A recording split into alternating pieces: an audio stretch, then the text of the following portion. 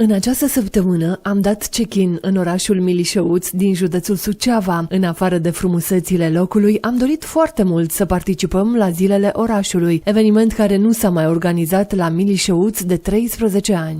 Sărbătoarea sau Hramul Sfântului Procopie este ținut la Milișăuți din anul 1487.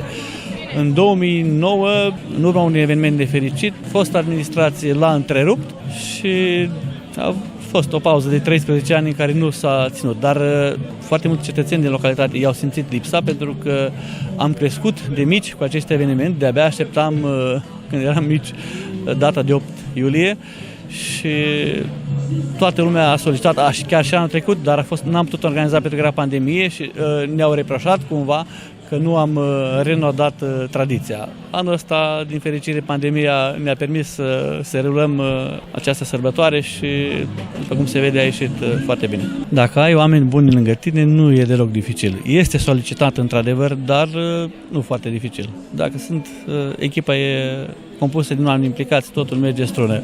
Cu oboseală, cu, ore mai nedormite și câteodată cu nervi, dar lucrurile se fac, deci e ok. Orașul este cunoscut în special pentru producțiile de varză și castraveți, devenite în timp o carte de vizită pentru Milișăuți. Milișăuțiul, într-adevăr, are o lungă tradiție în ceea ce înseamnă murăturile, deci până în aproape în anii 2000, în orice piață dintr-un oraș cât de cât mai răsărit din țară, dacă mergeai, găseai oameni și întreprinzători din Milișăuți. Din păcate, în ultimul timp, lucrurile s-au schimbat un pic. Nu mai avem același număr mare de producători, s-a schimbat și modul de a face comerț. În piață nu mai vin foarte mulți oameni, lumea s-a obișnuit cu supermarketuri, s-a obișnuit cu magazine de cartier sau foarte la îndemână. Un pic mai greu, dar totuși și anumiți producători de la noi au început să se alinieze cerințelor a ceea ce înseamnă comerțul alimentar actual și avem deja câțiva producători care exportă murături vidate, pregătite și ambalate conform standardelor europene. Deci avem chiar și producători care exportă în toată Europa. Așa am ajuns acasă la domnul Mircea Pascariu, producător local din Milișăuți, care cu multă muncă, dar și pasiune, duce mai departe o moștenire ajunsă la a treia generație. Ne ocupăm cu murături, cam a treia generație, nu cam a treia generație de murături care ne ocupăm din acest oraș și promovăm mai departe, ca copiii să ne ducă ștafeta mai departe. Dacă nu faci calitate și soiul, nu reziști. Dar asta contează, apa, soiul și gunoiul. Murăturile de la Mircea Pascariu ajung mai mult peste hotare și mai puțin în România. În țară mai puțin, dar iese pentru afară. Și așa ne-au zis de prima dată, dacă vrem să colaborăm, să facem calitate, nu cantitate. În Germania, Anglia și Italia. Secretul este saramura de la cacica, apa și mult suflet. În septembrie 2006, la Milișăuți a avut loc prima ediție a Festivalului Verzei, unde sunt expuse principalele produse agricole de sezon, aici producându-se anual peste 500 de tone de murături, în special varză și castraveți, dar și degustări de sarmale, o paradă a cailor, concerte și dansuri folclorice. Primarul Vasile Căraren a spus că sunt șanse ca în acest an să fie reluat cunoscutul Festival al Verzei după 2 ani de pauză. Festivalul Verzei, așa a fost denumit de la început această sărbătoare, acel hram de pe 8 septembrie, va fi ținut. Avem în plan alt tip de festival, nu doar al Verzei.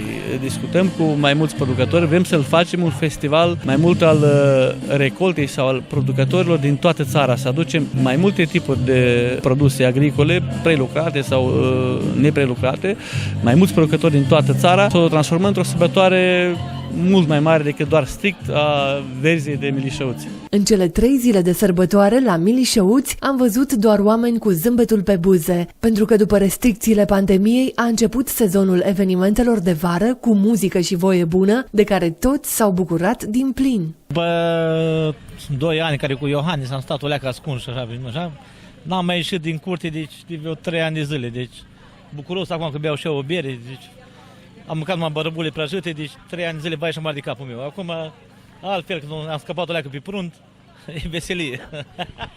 Foarte frumos, foarte frumos, da. Ce vă place cel mai mult? Tineretul ăsta care cântă acum. Lipsește aceia care am fost noi odată. Dansam cât se rupeau aici. Nu prea dansează acum tinerii? Dansează, dar nu dansează cum dansa mai de mult. Și de ce nu le arătați? Fata cu femeie. Așa s-a învățat ei, na. Ala, asta, artinetul, nu știu ce, așa s-a învățat. Noi mai mult cu populară. Deci e frumos, o să fie și până seara, deci programul foarte bine. Și mâine și mai bun, vin fetele de la Botoșani. Chiar foarte mult. Chiar foarte mult. Ce vă place cel mai mult? Deci, ați gustat? Da. N-am gustat de toate, mai târziu, mai încolo, avem tot timpul. Dar e frumos cum e făcut. Venim mâine seară, aduc și o gașcă mare din Grâncești, dar acum cu dansatul mai vedem. Cum vă numiți? Sorin Ceucaliuc. Și de care ansamblu? Putem? De la Cândești. Normal, Uniunea Ucrainenilor din România, filiala Botoșani. Și când urcați pe scenă? Următorii, am înțeles. Următorii, cred. Cum vi se pare organizarea? Foarte bună, foarte frumoasă, nicio problemă. Foarte bine, foarte bine. Și am înțeles că au început să reînnoiască obiceiurile, că erau înainte, de când erau un fel, tot așa, ca un fel de hram, așa, și o parte, câtva timp nu s-a făcut. Și acum am înțeles că trebuie să le reînființează obiceiurile vechi, tradițiile vechi. Din Rădăuț. Da. Și ați mai venit sau ați venit că fetele urcă? Bine că am venit că cântă fata la zilele Beleșăuțului. Care dintre ele? Ionela Bădale. Și ce cânti? Muzică populară. Da. Îți place muzica populară? Da. Dar ai mai cântat așa pe scenă? Da. Și la Suceava, la Mol. Ce eu cântat la filmări, cu doamna profesoară Nicoleta Cojocaru. Cu ea face ore la Suceava. Foarte bună. Și e frumos? Cum vi se pare? E frumos. Nu vreau să apar pe la televizor, nu. Primar, ce părere aveți? Se zbate, deci se zbate, el, na, cum să spun eu, de mult nu a mai fost așa organizare cum acum. Nu a mai fost o veselie în sat la noi de vreo 16 ani de zile. 16 ani? Păi pandemia a ținut vreo 2 ani. Dar mai și dinainte, deci, na. Tot am fost în pandemie o leacă. Ce a făcut este foarte bine. Dar de domnul primar, ce părere aveți? Dacă era de prima dată, era bine. E la primul mandat? Da. O să-l aducem, ce să facem cu Laurus? Cine a făcut aici? Nimic. Avem un primar de milioane, el ne-a făcut aici. Avem și un vice de milioane și un primar, oameni de treabă. Anul trecut am fi vrut să organizăm, dar a fost exact, erau niște restricții atunci cu organizarea, cu strângerea de așa și nu s-a putut. După care, imediat după ce a trecut hramul nostru, s-au ridicat restricțiile, dar era deja prea târziu. La zilele orașului Milișăuți au venit oameni din toate localitățile învecinate și nu numai, unii chiar de peste ocean. United States. United States, and what are you doing here? I'm here with my husband and he's volunteering at the Ukraine border. What do you think about this festival? It's beautiful. I love the music. People are so happy. It's really nice. No, never. I've never seen this kind of dancing or this music. So it's very different. De la un astfel de eveniment, pe lângă muzică și voie bună, nu putea lipsi mâncarea gustoasă, gătită cu suflet ca în Bucovina. Echipa noastră, cea mai tare echipă de pe zonă, Bucovina Grill, formată din cei mai buni bucătari, cei mai buni pregătari și cele mai bune fete. Și ce ați gătit pentru... Avem atât grătar cât și ceaun. La ceaun avem gulaș și burtă de vită cu fasole. Așa.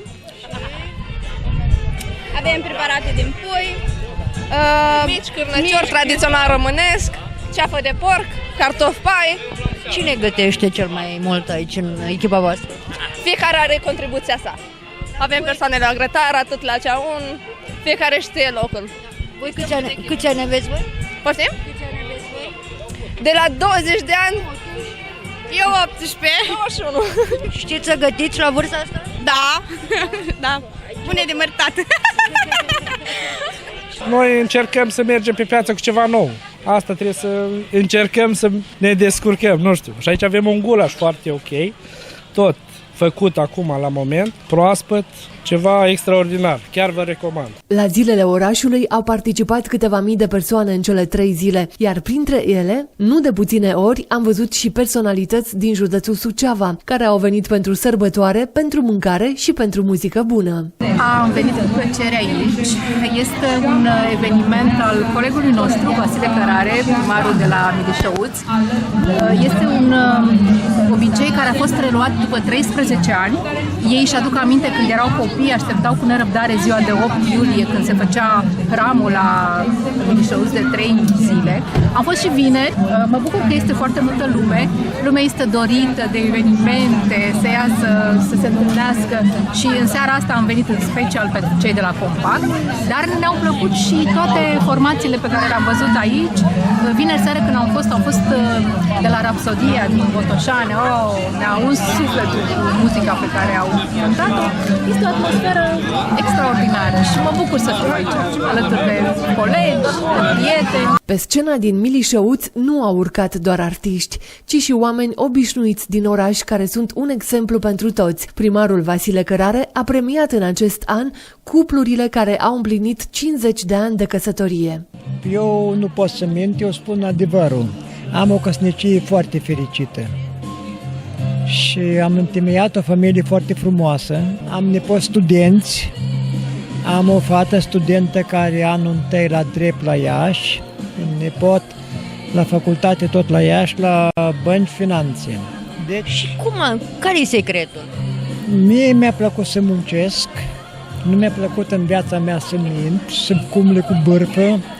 Am lucrat și la fabrică, pe unde s-a putut. Și mulțumesc Dumnezeu!